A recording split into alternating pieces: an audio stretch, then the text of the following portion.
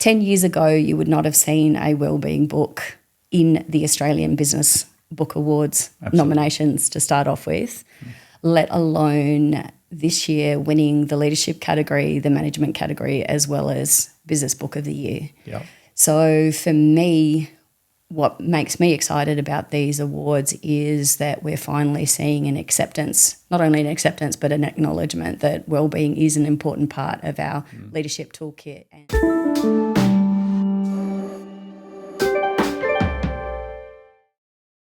Hey, welcome back, everyone, to the Lead Well, Live Well podcast. I've got a great guest today. As you know, we have authentic conversations with interesting leaders, and I have a very interesting leader today, someone who I used to work with almost a couple of decades ago, which might date me in particular a fair amount. But Fleur Heazlewood is an expert on leadership, particularly around wellness and high performance. She's the founder of Blueberry Institute and has recently won Australia Book of the Year for Leadership for your book, Leading Wellbeing. Fantastic, Fleur. It's great to have you here. Thank you so much for coming down.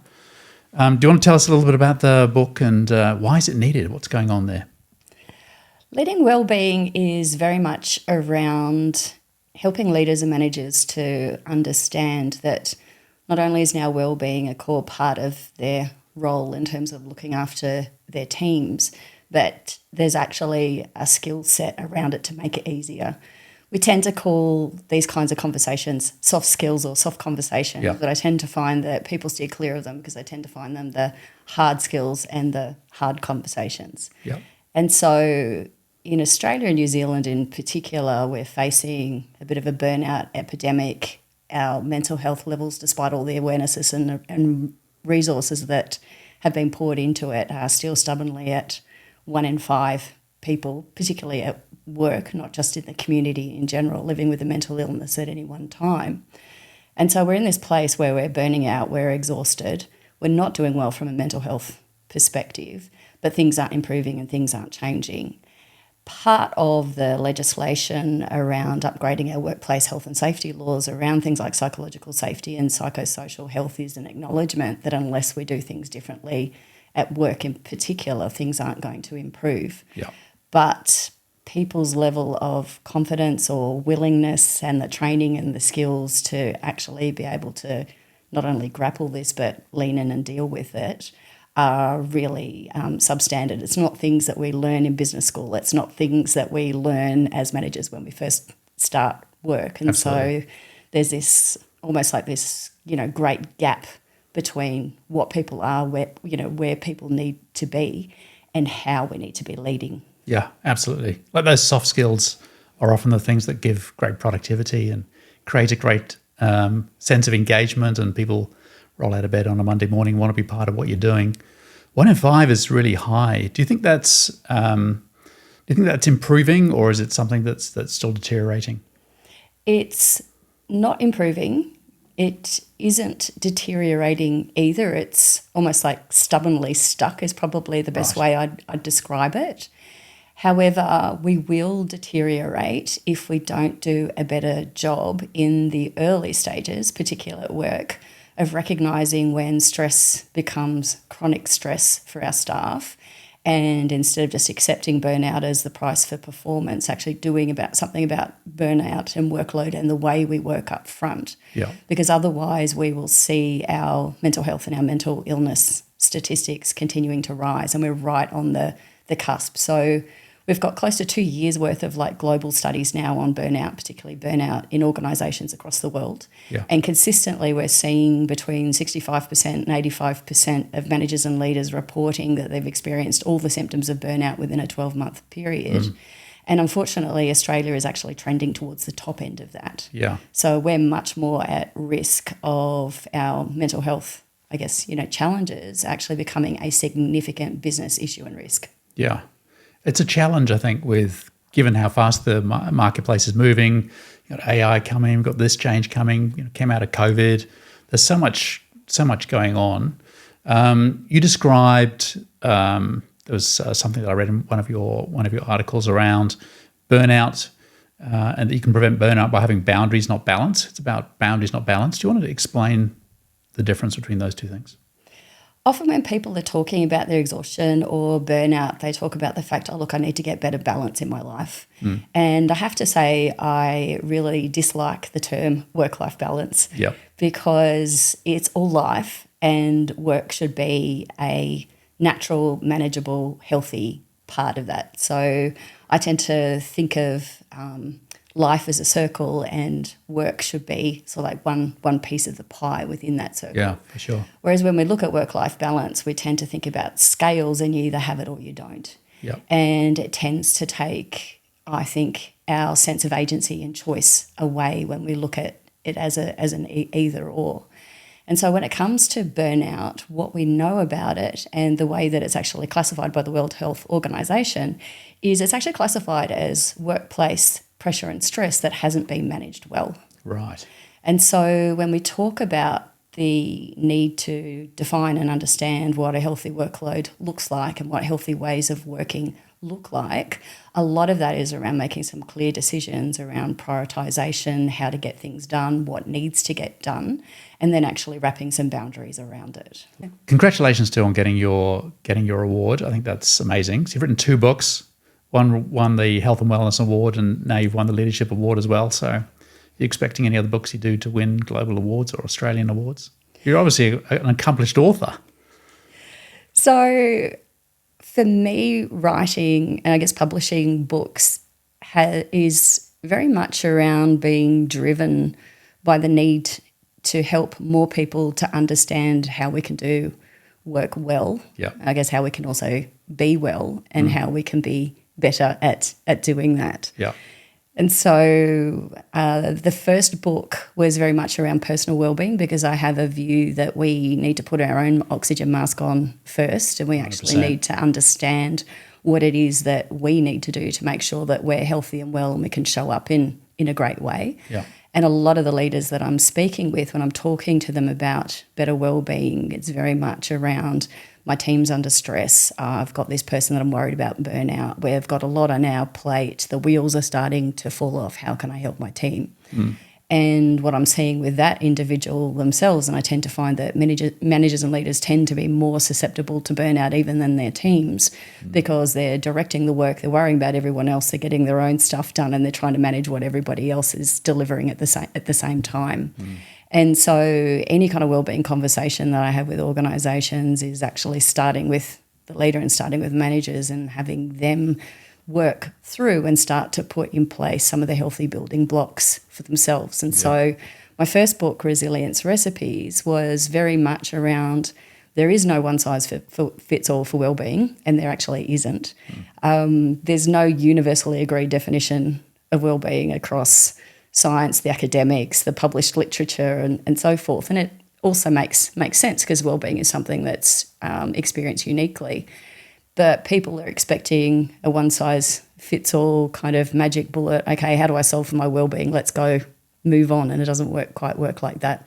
So my first book is very much around you need to make sure that you've got the building blocks for yourself in place for good well-being. And it's not just physical health and fitness. It also includes mental fitness and it also includes emotional well-being. And here are some smart ways of looking at it to put in the foundations for yourself. Yeah. So Leading Wellbeing was deliberately the second book because it's very much for me, once you've got your own backyard in order, you're not only going to have greater capacity to support people in your team, but you'll also have the capability to be able to flex and stretch with them. Love it. And I think that's very true. People who are sort of naturally altruistic and want to look after their team often don't look after themselves. They say it's selfish But I totally agree. Like looking after number one is not selfish at all. It's absolutely essential. And if you get that right, then you're available to sort of serve those around you and help create an environment. So the essence of this book, Leading Wellbeing, you talked a bit in there about how a leader can see and detect and check what the signs are for some deterioration in mental wellbeing, and then you've put some ways that you can connect. Do you want to just give us a quick overview of those things? The first question I often get from leaders is very much around how do I actually know if someone is struggling with their mental health? Yeah. And when during that struggle, do I need to be doing something? And then it generally follows on from, so if I have to check in with them, what's actually my responsibility with this? And what happens if I get it wrong? What happens if I say the wrong thing? And if I get it wrong, am I somehow going to put myself at risk or the organisation at risk? And so there's a lot of fear around, I guess, leaning into noticing when someone's not okay. And there's almost this, if I pretend that it's not there, then I don't need to do something about it, and then I don't open myself up to risk. And the reason for writing the book is to actually show people that it's actually a lot easier and a lot more straightforward to recognise the signs and have an appropriate conversation without needing to be some kind of mental health professional or medical expert. Yeah. And then from a business perspective, the longer that we leave someone struggling, the worse their mental health is likely to be. But also from a leader's perspective, the worse their performance is going to be for longer, which will generally have a spiralling effect and usually a negative effect on the rest of the team, because when someone's not pulling their weight or is dropping the ball or is unable to keep up with the rest of the team, it leads the rest of the team down. Absolutely. There's a level of resentment from the rest of the team, from the leader as well, tolerating this kind of performance. But there's also a lack of safety from the team. They're looking at a leader who is unable to take care of their team. And so there then becomes this climate where the team knows that it's actually not safe and it's not okay not to be not okay. Yep. And so we have this almost this like spiraling effect that gets exacerbated, where one person in a team can lead to some extent extra stress and pressure and potential mental health issues on the rest of the team as well.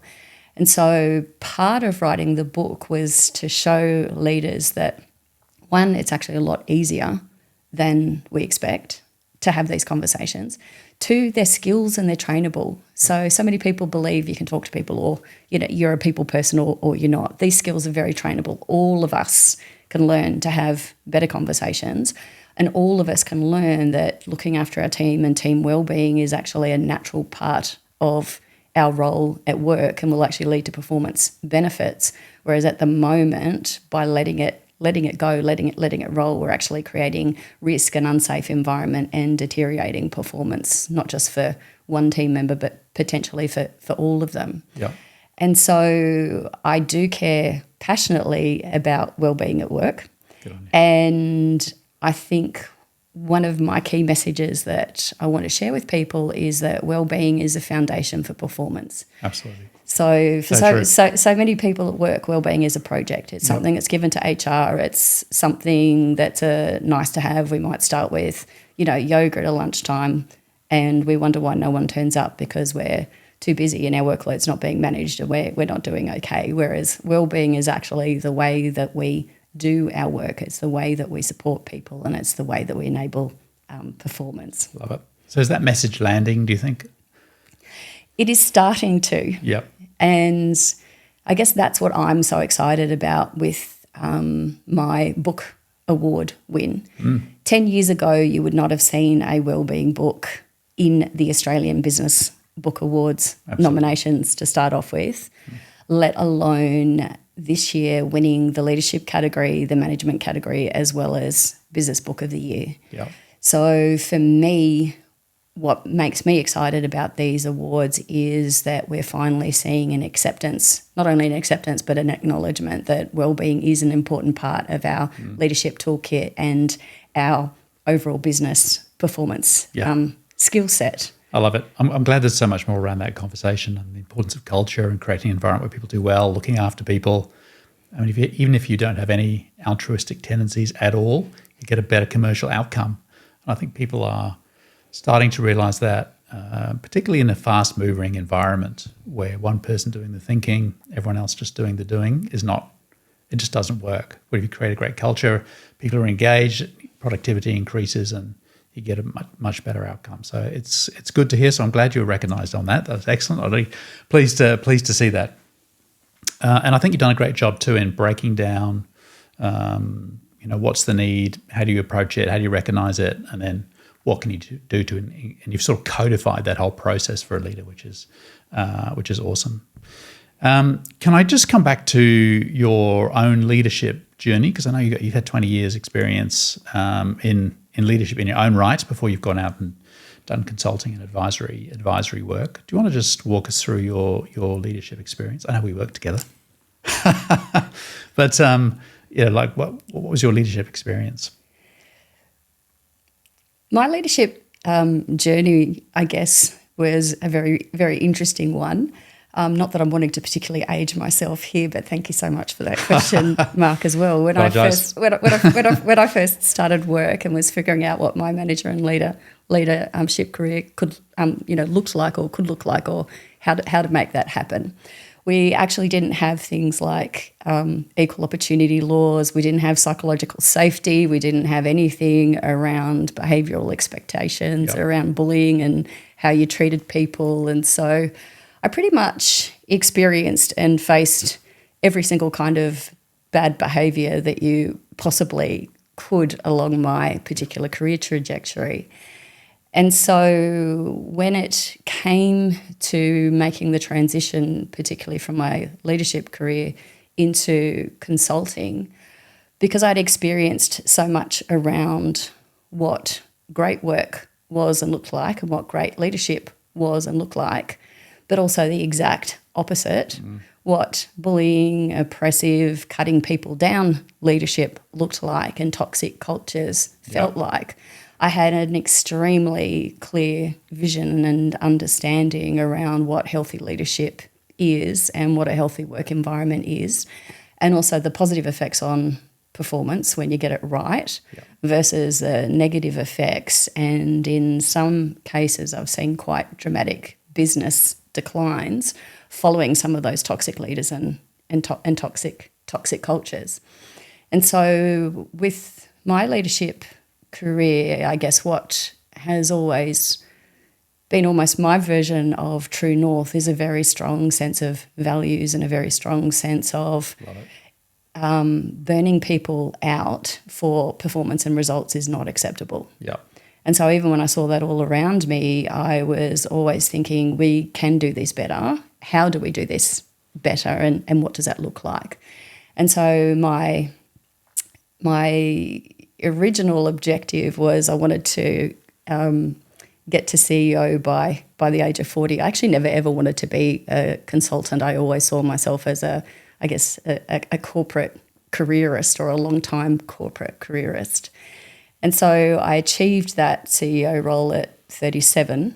And when I got there and I saw all the various behaviours and expectations, the politics between boards and roles and people, I also navigated all of the bad behaviours that come out of extreme crisis and stress with the global financial crisis, which wasn't a nice, a particularly nice time to be a leader or in business at that particular point in time. And not only did I financially steer that business through, but I did it with integrity and open honesty and communication and keeping a full complement of staff despite directives that said I needed to reduce costs by 30%. And I proved to myself, but I also proved with results, that when you do the right thing by people, you will also get the business results, and you will get not just the sales outcomes, but also the profit outcomes. So that transition from leadership to consulting was quite interesting, because I'd got to the point in my career where I actually don't have anything left to prove. I actually have achieved everything that I need to achieve, and where my leadership journey is now going is around showing other organisations that there are better ways of working, there are better ways of treating people, and you can get better results and performance from that. Singing my song, Fleur, singing my song. You're a great leader, by the way. It was just a pleasure working with you. It was fantastic. Just left you alone and tried to run interference when people were annoying you. That was pretty much my entire role at the time. But no, you did a great job, like just a massive, not only the commercial outcomes, but people respected you. You engaged, you created a great environment under difficult circumstances. There were lots of challenges during those times. So it's fantastic that you're now out helping other people work their way through understanding those things. It's such a simple concept and so profound, and yet I find so many business leaders just don't operate in that space. And so we end up with legislation, which is some of it's just be reasonable and treat people well and have some common sense. Pretty much covers all the latest lots of legislation. What do you think about some of the latest legislation that's come down around psychosafety and there's environmental stuff coming as well, and plus the we're not allowed to contact people outside of work hours, sort of right to disengage. What's your thoughts about that? When we tend to find quite black and white and strong legislation emerging in a country or a market, it is often because we are seeing that people aren't being treated well, and we are seeing substantial issues starting to emerge. Yeah. My view is that we shouldn't need legislation like this. Absolutely. If we fundamentally treat people as human beings and we value who they are as well as what they're doing and what they are delivering, we wouldn't need to have things like right to disconnect and psychosafety rules and laws around, it's not okay to bully and so forth. So I guess as a starting place, I think it's quite sad that we need legislation like that. But moving on from that, sure. One of the things that I think many people are not yet realising or understanding about the legislation, particularly taking it from a compliance perspective or a compliance lens, and we've got a lot to do when it comes to compliance. A lot of organisations don't yet have, I guess, strategies, let alone policies around how do we support people when they're unwell? How do we support people when they work differently? How do we enable different people to bring their best in unique ways? Because each of us is different. They're going to be slightly different conditions that are going to help people to thrive. Yeah. Once we get through, I guess, this hump of making sure we've got the basics around treating people well and ensuring they not only come to work safe, but they leave work healthy and safe for their families as well, I'm hoping that organisations will actually start to understand that when we treat people well, we perform better. Yeah. And particularly when it comes to the training that I'm doing around psychological safety and psychosocial health skills for leaders, in the initial phases, I get a lot of resistance around, I've already got so many things on my plate now, we're expected to do this. Where am I going to find the time to have, check in with my staff? When am I going to find the time, or why should I be looking after or looking out for my, staff's workload and stress when they should be able to manage their jobs? Where am I going to find the time for this? I already spend 80% of my working week in meetings. So there's a lot of resistance because people are looking at these laws as something over and above, or this is something over and above what I need to do, or this is being added to a to-do list that's already too long that I'm not coping with. Yeah. Whereas what we need to understand, or I'm hoping that people will begin to understand, and this is what I do in my training, is the things that the legislation are asking us to do in terms of looking after people better, actually just changes to the way we do things. Yes. It's not extra things to our to-do list. So it's just relearning some things and ways of speaking, better utilising our conversations, better utilising our meetings. And that if we actually get things like psychological safety right, we increase things like engagement, productivity, innovation, collaboration, our abilities to form and hold better relationships at work, anywhere between 9 and 30%. Yeah, there you go. So So well-being at work is not just good for people, it's actually a competitive advantage, and it's great for business if we actually embrace it in the way that can really enable people. For sure. And more so, I think, too. Like, I think there's I'd love to hear your comments on this, actually. The generational change. Do you think there's a change in leadership style? I'm a baby boomer. You're not a baby boomer, just for the record. But there's definitely, I think we've moved away from that industrial command and control model largely, although some people are still operating very much in that space. I think there's a recognition that companies that value culture and value people, new generations of employees are much more likely to vote with their feet than perhaps other generations have been in the past.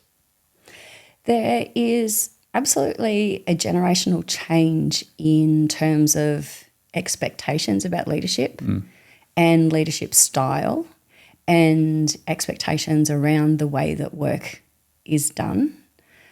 But the fundamentals around what people want from work and how they want to be at work are consistent across all generations. Right. So everyone wants to come to work to be able to do a good job. Yeah. They want work that gives them a sense of self-worth and meaning. They want to be able to achieve things. Yeah. They want to feel valued and be respected. They want to get along well with their co-workers. So I run a series of structured mentoring programs for another number of government organisations. Yeah. And I have graduate trainee programs. I've got a Veterans Pathways program, so significant, it's like career and life change. I also do a senior leaders mentoring program, so for our top assistant secretaries and so forth as well. And awesome. Every single mentoring program, what people are coming in and wanting support with when it comes to work satisfaction is exactly the same. Yeah. It's just at a different level, which reflects the life stage of where you are developing your career. Yeah, I love it. Just those human needs. It's good. We spend so much time at work. It can be a great place where we can contribute and advance and get mastery. And it's a wonderful opportunity if the environment is right. Absolutely. So Fleur, tell us a little bit more about what else. You've given us an idea of some of those programs. What else are you doing as far as if people are interested in connecting with you? What sort of services are you offering? I work with leaders and their teams to help create both healthy as well as high performance. And one of the things that you talked about a little bit earlier is the pace of change and the level of change with, AI, fast markets. We've gone from, a few years of boom times in Australia to now many businesses, doing it tough and struggling at the moment. Those business cycles, seem to be faster, while at the same time the world of work is changing faster. Yeah. And often when people think well-being, they're thinking physical well-being and making sure that people are physically okay and have reasonable energy when it comes to work. But what I do as part of the healthy high performance is we look at things like our emotional agility. We talk about things like our mental adaptability. What kind of coping skills do we need under pressure? How do we recognise the early signs of stress both in ourselves and our others and have the internal resources to be able to course correct and manage that? Yep. So working very much around what healthy looks like individually as well as for teams, but also what those sustainable skills are for us to be able to manage consistent high performance over time, regardless of the lumps and bumps or the cycles that come through. Yep. So work with leaders around how to create psychologically safe teams and have the mental health conversations. I'm doing a lot of work with leaders around what the psychosocial skills are. We're seeing a lot of legislation and a lot of audits that say, do you have psychological hazards at work or not? I don't know about you, but I don't talk about psychological hazards in my everyday conversation. Very few people actually know what they are. So I demystify these things and say, hey, we need to look at workload. We need to look at the way we're communicating. Here are the various kinds of skills that we can make sure that we have in place that means we actually don't get to unmanageable levels of stress in the first place and that we're supporting our teams to continue to do well and to thrive. Love it. So it's a combination of mentoring and training, but specifically as a starting point around leaders' personal performance and then supporting their teams. And you're translating some of these what seems like ethereal concepts into practical reality and audits and such like, and training. And that's amazing. Absolutely. So it's helping people take the language and the legislation and the audits. I do not do those. Those are not my happy place. We have got plenty of compliance people who can do Awesome. that. Yep. And I turn it into ways of working, leading, communicating, and organisational culture. Fantastic. Love it. Fleur Heazlewood, absolute pleasure. It's been so good to see you again. And thanks for what you're doing. Congratulations on the book. If you haven't read the book, get out there and see it. The links are in the verbiage down below, and make sure you take a good look. It's a very important topic and well worth looking at. Fleur, thank you so much for today. Great to see you. Pleasure, always. Thank you.